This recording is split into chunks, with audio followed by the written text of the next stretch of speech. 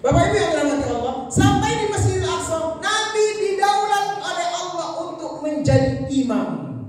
Siapa makmumnya? Seluruh Nabi dan Rasul dihadirkan arwahnya oleh Allah Subhanahu wa ta'ala. Nabi jadi imam salat. Maka dari situ Nabi kita ini dikenal dengan Sayyidul Anbiya'i wal Mursalin. Penghulunya para Nabi, pemimpinnya para Nabi. Selain daripada khatamun nabiyyin, penutup para Nabi. Nah, inilah Nabi yang mulia, yang cinta Allah itu melebihi cintanya kepada Nabi-Nabi yang lain. Pernah kita bahas dulu ya. Nabi kita ini kalau dipanggil oleh Allah dalam Quran itu tidak pernah dengan sebutan nama. Ya Muhammad tidak ada, ya Ahmad tidak ada. Tapi Nabi Ibrahim dipanggil ya Ibrahim, Nabi Musa dipanggil ya Musa, Nabi Adam dipanggil ya Adam, Nabi Isa dipanggil ya Isa, Nabi Muhammad dipanggil ya ayyuhar rasul, dipanggil gelar ya ayyuhan nabi, wahai nabi, dipanggil gelarnya Yasin, Toha. Itu Nabi Muhammad. Salatullah salamullah ala Yasin.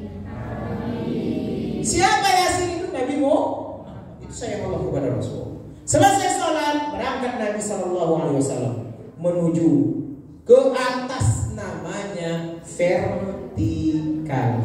Hablum minallah. Naiklah ke langit pertama, langit kedua, langit ketiga, langit keempat, langit kelima, langit keenam, langit ketujuh, sampai kemudian di atas langit ada lagi tempat namanya Sidratul Muntaha. Di Sidratul Muntaha inilah Nabi melihat bentuk asli malaikat Jibril. Walaqad ra'ahu nazlatan ukhra 'inda Sidratil Muntaha. Nabi Muhammad menengok bentuk asli dari Jibril itu di Sidratil Muntaha. Ternyata Jibril itu begitu besar. Sayapnya 600. Satu sayapnya saja bisa menutup bumi dan isinya. Itu baru satu sayap. Berapa besar? Itu Jibril. Itulah Sayyidul Malak. Tuannya para malaikat itu adalah malaikat Jibril. Dan kita orang Islam tidak boleh membenci malaikat Jibril. Man kana aduwwan lillahi wa malaikatihi wa Jibril fa inna Allah aduwwul lil kafirin. Allah jamin itu. Siapa yang menjadikan Jibril sebagai musuhnya, maka Allah menjadi musuh bagi orang kafir. Artinya kafir orang itu kalau memusuhi malaikat Jibril. Banyak kisah Jibril. Wahyu datang kepada Nabi Ibrahim dari Jibril, datang kepada Nabi Nuh dari Jibril, datang kepada Nabi Musa melalui Jibril, datang kepada Rasulullah 23 tahun lamanya melalui malaikat Jibril. Jibril meninggalkan Nabi Muhammad sendiri, tidak bisa naik Nabi Muhammad ke atas, Pak. Nama tempat yang paling tinggi itu Mustawa.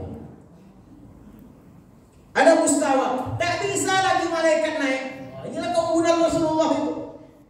Hanya satu yang diperbolehkan, yaitu Muhammad sallallahu alaihi wasallam. Tidak sanggup Jibril, Mikael pun tidak sanggup. Nabi Muhammad yang diizinkan sendiri naik. Seperti apa naiknya? Wallahu alam. Allah yang lebih tahu.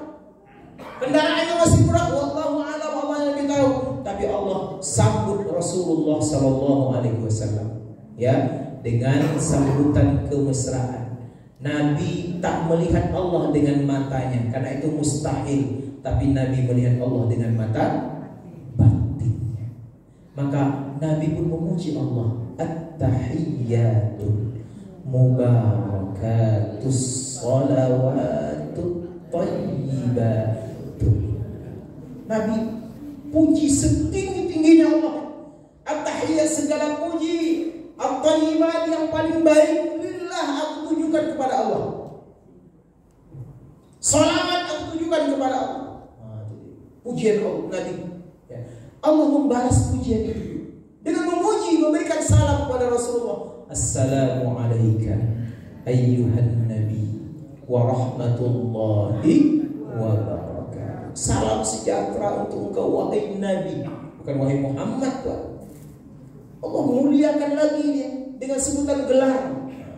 Kepada Ustaz dipersilakan. Itu tanda penghormatan. Kepada khairun nas dipersilakan, tidak ada masalah Pak. Ada nama saya khairun nas. Tapi protokol tidak mau dia. Kepada al-ustaz, itu dia penghormatan. Nampak Allah menghormati Rasulullah, Allah memuliakan Rasulullah.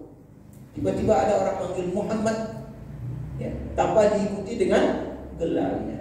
Su'ul adab kita kepada Rasulullah. Maka Allah larang, la taj'alu du'aakum ka du'ai ba'dikum ba'dha. Jangan kamu panggil Nabi itu seperti kamu memanggil satu dengan yang lain. Tidak bisa. Dilarang Allah kita. Ada aturan-aturan memanggil Nabi itu.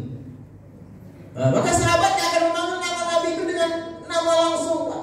Tapi Nabi dipanggil ya Rasulullah. Yang paling sering itu ya Rasulullah. Atau Nabi dipanggil dengan nama tadi Al-Qasim, Abul Qasim, wahai ayahnya Al-Qasim. Yang paling banyak Rasul dipanggil ya Rasulullah, ya Rasulullah, ya Rasulullah. Assalamualaikum ayuhan Nabi. Selamat untuk engkau wahai Nabiku. Wa rahmatullah, rahmat Allah untukmu, wa barakatuh, engkau dapat kemuliaan, keberkahan. Nabi tak mansur. Nah, ini tipe pemimpin luar biasa. Pemimpin yang baik itu pemimpin yang mengingat siapa yang dia pimpin, baik dalam keadaan suka maupun dalam keadaan. Nabi sambut panggilan Allah itu dengan memberikan doa, bukan hanya untuk beliau tapi juga untuk yang lain. Assalamu alaina. Aku dapat selamat juga ya Allah. Alhamdulillah. Wa ala ibadillahis. Juga Allah Tuhan memberikan keselamatan itu kepada hamba-hambamu yang saleh. Berarti yang dapat keselamatan itu siapa? Yang saleh. Orang saleh itu siapa? Amilus sholihat. Orang yang selalu mengerjakan amal. Jadi jaminan tak dijamin ini. Siapa yang saleh dalam hidupnya, yang suka mengerjakan amal kebajikan, dapat keselamatan. Nabi mengatakan selamat, Allah menjamin keselamatan itu fid dunya wal. Maka bacaan yang mulia tadi, pujian-pujian tadi dari Nabi kepada Allah, dari Allah kepada Nabi, dari Nabi minta persetujuan Allah kepada Nabi sendiri dan kepada hamba-hamba yang saleh, akhirnya direkam, kemudian dijadikan bacaan. Bacaan itu diletakkan pada ibadah yang paling besar. Nama ibadahnya adalah salat. Itu bacaan Mi'raj. Ada dalam salat kita. Maka wajar Nabi mengatakan as-salatu mi'rajul mu'minin. Kalian memang tak akan bisa Isra Mi'raj, kata Nabi. Tak ada lagi. Itu yang pertama dan yang terakhir. Tapi kalau kalian ingin Mi'raj juga, kata Rasulullah, jadikan salat itu sebagai jalan untuk Mi'raj tadi. Karena apa yang diungkapkan dalam Isra Mi'raj itu dirangkum di dalam bacaan salat. Berarti salat itu Mi'raj. Tak bisa kita seperti Nabi, tapi keutamaan Mi'raj itu kita dapatkan di dalam salat. Maka ketika Nabi selesai, dapatlah Nabi perintah. Ini perintah untuk kamu Muhammad. Sampaikan untuk umatmu. Perintah itu namanya S-O-L-A-T.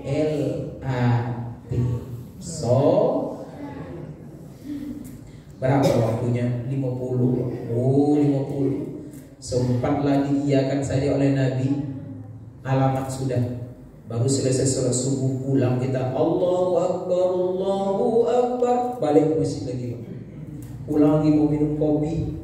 Baru teraduk kopi, Allahu Akbar. Balik lagi sholat. Habis waktu kita hidup dengan tidak bisa kerja. Mau ditinggalkan berdosa. Tapi Allah tahu kesulitan. Allah tahu keadaan kita. Akhirnya melalui Nabi Musa. Ini jasa Nabi Musa ini. Ya. Kasihlah, mintalah kepada Allah. Jangan 50, minta kurang.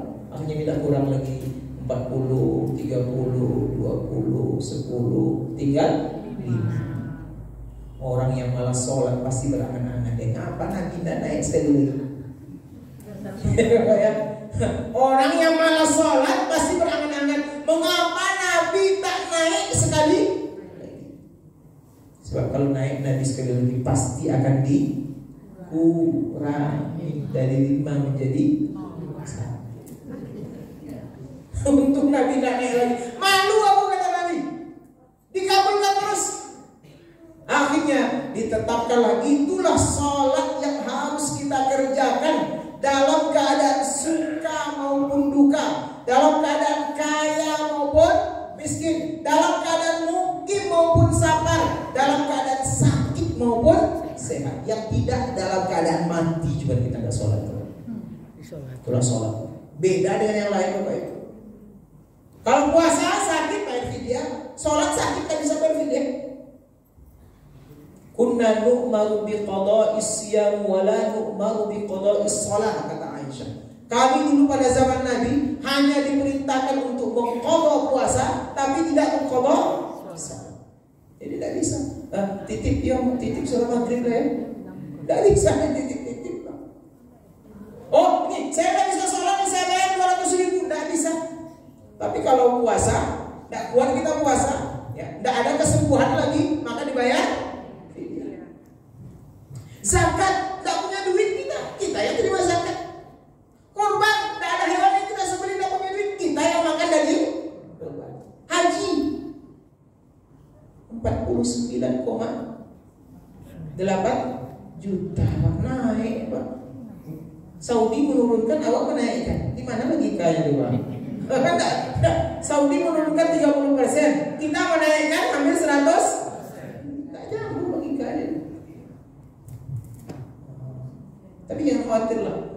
Naikkanlah, mau 1 miliar naikkanlah.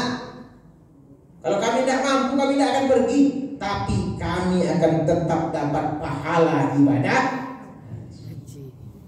Walaupun kami tidak pergi, biarlah kami menangis-nangis saja nengok orang mirip-mirip WA kepada kami, gambar TikTok haji. Oh ini yang banyak sekarang di shooting tuh menara Zam-Zam tuh. Iya, itu banyak sekarang. Bukan ke Masjidil Haram, sekarang menara Zam-Zam itu lebih hebat sekarang.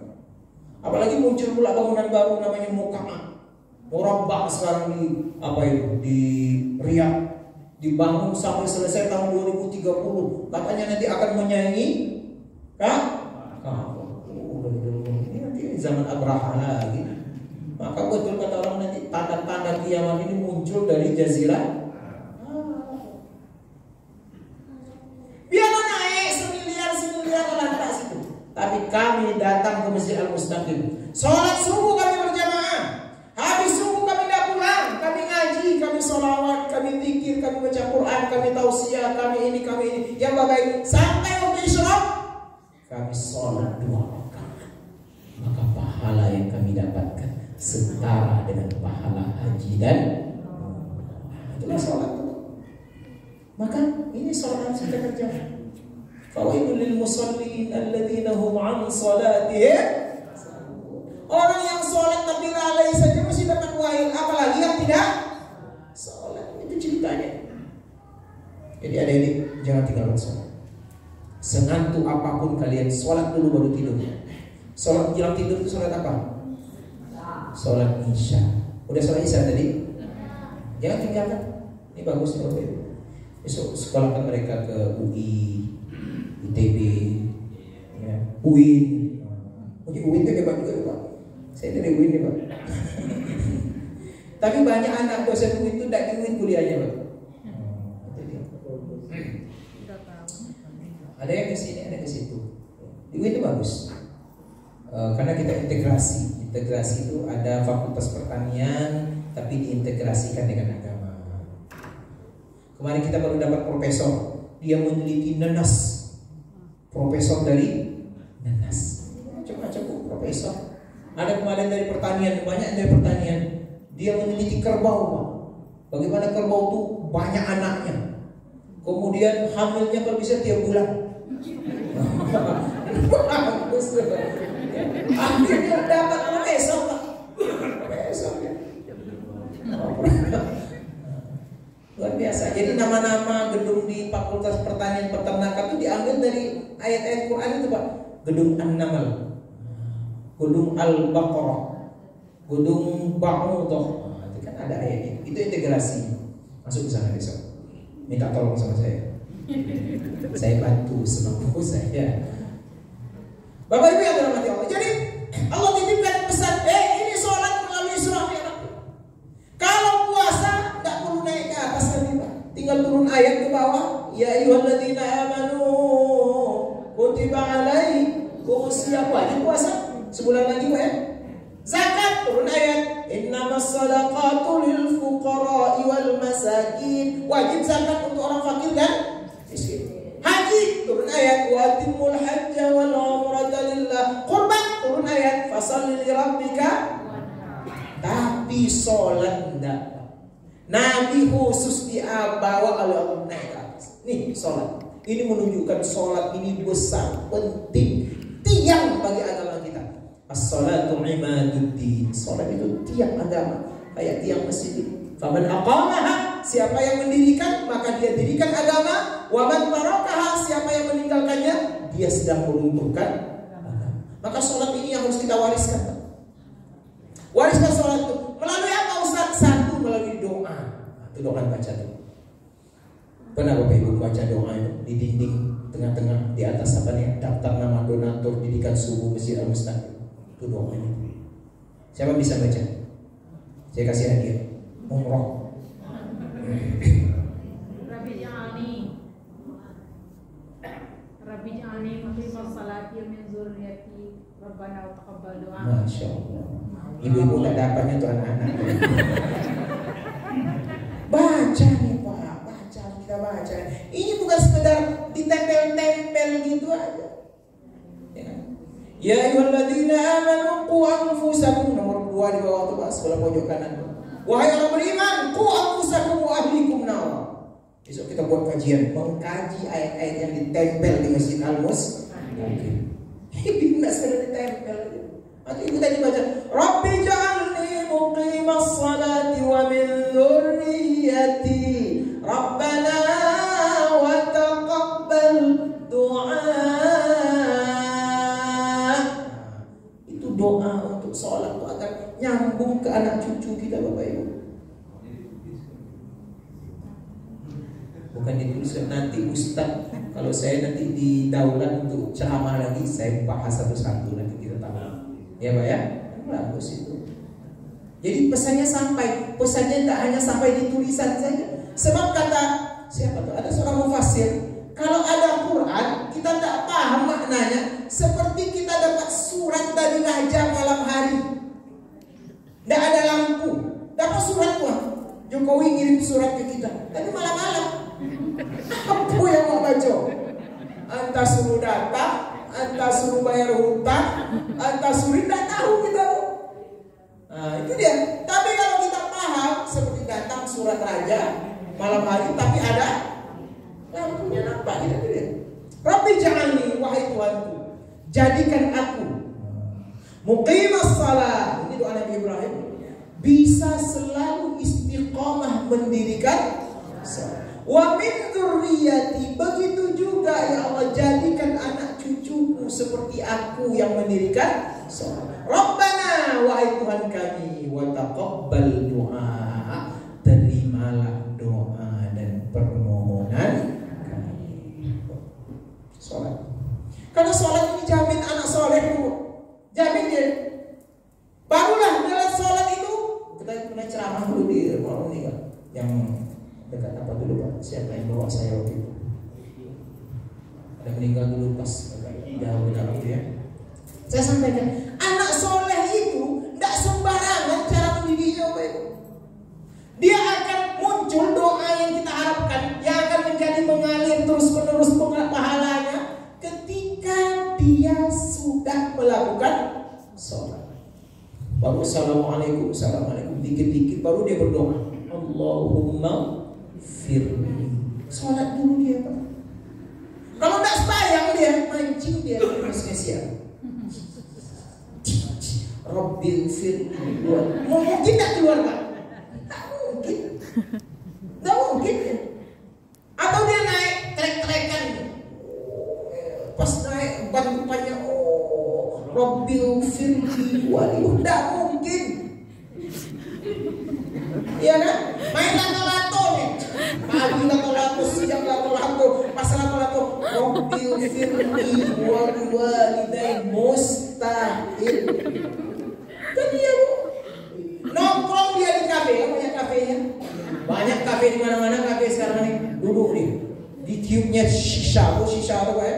Oh, Rabbil firli mustahil. Dan ada tempat mendidik mereka kecuali di sini, Pak. Ketika kita habis sholat, mereka akan angkat tangan. Rabbil firli wali walidayya warhamhuma kama rabbayani shaghira. Maka ajar anak kita sholat jemaah. Oh, enggak mau dia Ustaz, kasih dia bonus. Sekali datang sholat jemaah 2.000. Berarti 5 kali 10.000. Mau datang kalian? Oh, pasti datang mereka nih Pak. Potong telinga saya kalau tidak mau mereka. Sehari 10.000, sebulan 300.000, setahun, Masya Allah. Hah? Tak mungkin. Kita coba sih hitungan keuntungannya sendiri. Uang itu untuk apa lagi Pak? Ini kadang-kadang ada masjid, mohon maaf ini, karpet masih cantik diganti pula karpetnya lagi. Ratusan juta. Saya ada masjid, ada bukan masjid di mana, masih bagus Pak, digantinya tehel ini Pak. Ini keramik ini 200 juta. 200 juta. Habis itu enggak pakai karpet. Sojo. Jamaah tua Pak, subuh-subuh asli kedinginan jamaah. Begitu dipasang karpet lagi Pak, enggak berguna. 200 juta. Apa gunanya untuk yang fisik saja? Padahal bagusnya. Sekali datang kalian sehari 10.000. Oh, kalau nggak penuh datang dari mana-mana di sini kita ini. Iya Pak. Nah, itu berpahala. Kan berpahala nih. Dari situ dia nanti suka sholat. Dari situ nanti dia jadi anak yang sholat. Mengalir pahala sedekah kita itu. Betul Pak. Itu cara kita. Belajarlah cara kita dengan Allah Pak. Mohon maaf ini. Mengapa kita datang ke masjid salat berjamaah? Karena kita ditawarkan 27 kali lipat. Anak-anak ini kan belum tahu dia 27 kali lipat tuh Pak. Yang ada di pikiran mereka duit. Ya, dimaksud. Buatlah itu Pak. Buat ini untuk anak-anak kita. Bukan untuk siapa, kembali kepada mereka. Maka ada kawan kemarin tawaran kalau bisa pakai kartu banyak, kerjasama dengan BSI. Saya tidak mengiklankan karena BSI ini kan yang Bank Syariah Indonesia itu. Kasih mereka kartu, pasang CCTV yang memokak-mokak, meribut-ribut nampak CCTV itu. Awas, kalau kamu sholatnya ribut-ribut, dikurangi 3.000 dalam kartunya. Dari mana kantongnya? Dari sisi pasti mereka sholat tuh khusyuk. Nanti mereka setiap mau Idul Fitri mereka buka tuh kartunya, Masya Allah 4.500.000 satu orang. Hasil dermawan kita di sini. Mereka pergi kemudian beli baju, tidak perlu lagi minta. Nanti kan lama-lama mereka tertanam itu. Kalau begitu nih saya nih udah makin cinta dengan masjid, makin suka dengan sholat, mau diberi mau tidak tak peduli. Akhirnya mereka jadi orang yang qalbuhu mu'allaqun bil nasab. Hati mereka tersangkut dengan. Harus ada ciri itu Pak, kreatif kita. Ya. Jadi pengurus itu bukan hanya sedang narik-narik orang, enggak. Itu kalau ibu ini mudah-mudah aja nariknya, lah tua-tua. Bapak-bapak ini mudah-mudah aja nariknya lah tua-tua, apa lagi? Mau bergaya, kucing aja tidak selera lagi. Tapi ini Pak, yang ini nih Pak, betul ya? Iya kan ya? Kucing tidak selera. Baik yang laki-laki maupun itu ibunya udah butuh bapak. Yang ini Pak, generasi kita itu tak mau minturiyat ini. Nabi Ibrahim mengingat turiyatnya Pak, keturunannya. Karena dari situ nanti mohon maaf nih, pahala yang kita harapkan ketika kita minus pahala, tak lagi bisa berbuat banyak dalam kubur, tapi masih ada yang mengalir deras kepada kita. Itu berasal dari Rabbil Firli yang tadi ditanamkan melalui sholat. Ya kan Bu ya? Jadi saya berpihak kepada kamu. Ya, nggak apa-apa Pak. Pasti nanti kita coba lah Pak. Kita buat percontohan untuk sepekan baru. Masjid Al-Mustaqim menyediakan kartu kredit untuk anak-anak yang sholat. Potong telinga saya nanti kalau udah ramai bersab-sab jam mana. Tidak apa-apa. Pasti itu yang namanya infak sedekah itu pasti tidak akan pernah berkurang. Ada-ada saja. Daripada kita hanya sibuk ke masalah fisik. Menaikkan gaji imamnya Pak. Makanya 5 juta. Muazzinnya 3,5 juta. Oh pasti ini hebat masjid kita ya. Betul. Kalau bisa saldonya 0. Ada masjid Jogokaryan di mana itu Jakarta. Itu saldonya 0. Sekarang ada kebanggaan makin banyak saldonya. Itu sebetulnya makin banyak saldo, makin terhambat orang beramal Pak. Karena jamaah menitipkan uang di sini agar dipakai, disalurkan, dihabiskan. Itu. Maka pengurus masjid bolehlah besok studi banding Pak. Tapi pakai uang sendiri. Kemana? Masjid Jogokaryan. Ada satu lagi masjid di Klaten atau di mana ya? Dahsyat Bapak Ibu. Ya, mereka menyediakan penginapan bagi musafir. Mereka menyediakan minuman, makanan, ada bank berasnya dan lain sebagainya. Itulah kesepakatan berinfak, ya kan? Infak itu wa ma anfaqtum min syai'in fa huwa yukhlifu. Pasti dibalas Allah. Tidak akan ada orang yang jatuh miskin gara-gara infak. Infak pertama adalah anak-anak. Caranya bagaimana ya? Bapak-bapak yang ahli ekonomi lah yang bisa merancang itu. Saya kira ini banyak orang pintar. Insyaallah dzurriyyat yang kita sampaikan tadi itu mereka akan menjadi orang-orang yang soleh, orang yang alim, yang terkenang dengan jasa kedua orang tuanya. Bapak Ibu yang dirahmati Allah Subhanahu wa taala, itulah pelajaran dari sekian banyak pelajaran yang Allah sampaikan melalui peristiwa Isra dan Mi'raj. Intinya satu, tadi pertama, kegalauan itu harus cepat diobati. Jangan dibiarkan gitu. Harus dicarikan solusinya. Seperti kegalauan yang dirasakan oleh Rasulullah yang diobati dengan cepat oleh Allah Subhanahu wa taala sehingga pulang dari Isra Mi'raj Nabi menjadi kokoh. Yang kedua, jadikan kita teringat dengan perjuangan saudara-saudara kita di Palestina melalui pesan Allah minal masjidil harami ilal masjidil aqsa. Yang ketiga, jadikan sholat sebagai hal yang kita perhatikan dengan sebaik-baiknya dan kita wariskan, kita titipkan dan kita ajak keluarga kita untuk datang sholat berjamaah agar jangan sampai kita dikategorikan sebagai fawaidul lil musallin. Saya kira Bapak Ibu cukup di sini. Kalau kita lanjutkan nanti terlalu banyak, nanti capek. Bapak capek, ibu capek, saya pun lebih capek.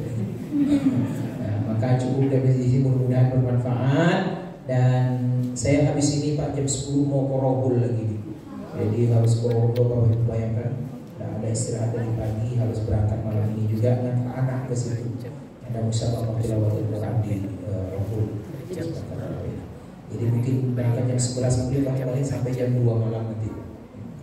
Jadi kita cukup di sini dan kita tutup doa ya sebagaimana yang disampaikan oleh Dinda Protokol tadi. Mari kita doa diri kita, keluarga kita, masyarakat kita agar menjadi orang